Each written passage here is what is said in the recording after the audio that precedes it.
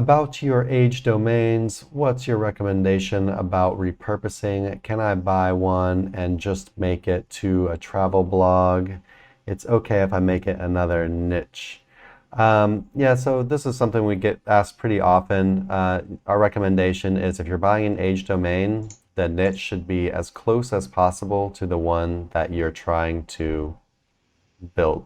Yeah, so if you're going to make a travel blog, it would be good to get a travel domain. And some of these things can be a little bit hit or miss, right? And the way you increase it being less miss is by getting the niche closer. But that's not to say that every now and then you get them to work and they're just not really too related at all. Like I was watching, the case study those guys did, not a case study, but Conch House. They were doing like, I don't know, 8 million traffic a month or whatever. They were making like 400K a month, the pure AI spam site built on top of an age domain. And the domain that they got was like the things they were posting about was just kind of like everything, but the conch house or whatever, it was like the domain they built it on top of was just like some like vacation site. It was like for a business, I think, even called the Conch House, that they were renting out vacation properties in some kind of location, and then they built a domain on top of it that was just information. It was all over the place, like literally like every niche.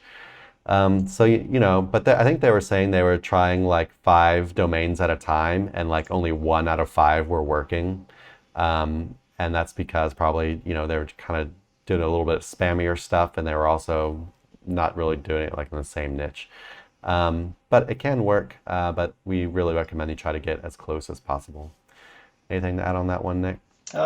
Yeah, just go in depth a little bit. It's like, if your plan is to do this, then you've got to kind of conceptualize why you're buying an age domain from the get-go. And a lot of times it's because the referring domain's going to that particular domain, and a lot of times that's going to include, historical inner pages that had a lot of value in the form of link equity.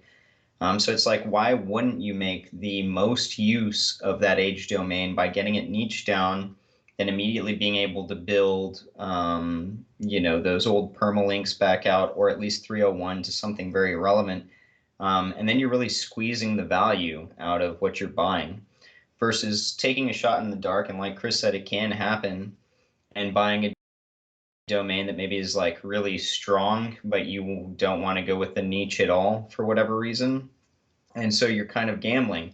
And then, Google at this point in time has gotten smart enough to know whether, to a certain degree anyway, whether there's enough relevance for things to match up. So if you're like taking a historical page that used to be for, I don't know, pet toys, and you're trying to niche them into travel, there are ways that you could, I guess, kind of recreate that. Like, let's say you create an article that's about traveling with your pet or something like that.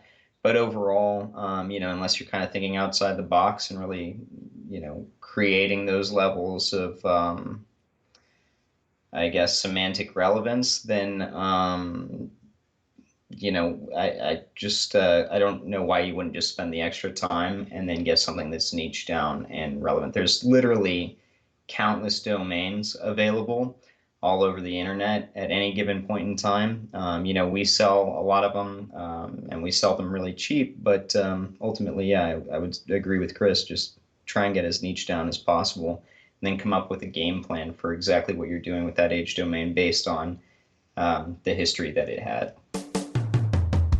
Hey everyone, thanks for watching. Be sure to check the links below for more info on this topic, as well as other cool stuff like SEO case studies, our Facebook community, and our link building services. And like always, please like, comment, and subscribe if you enjoyed the video. Thanks, and happy ranking.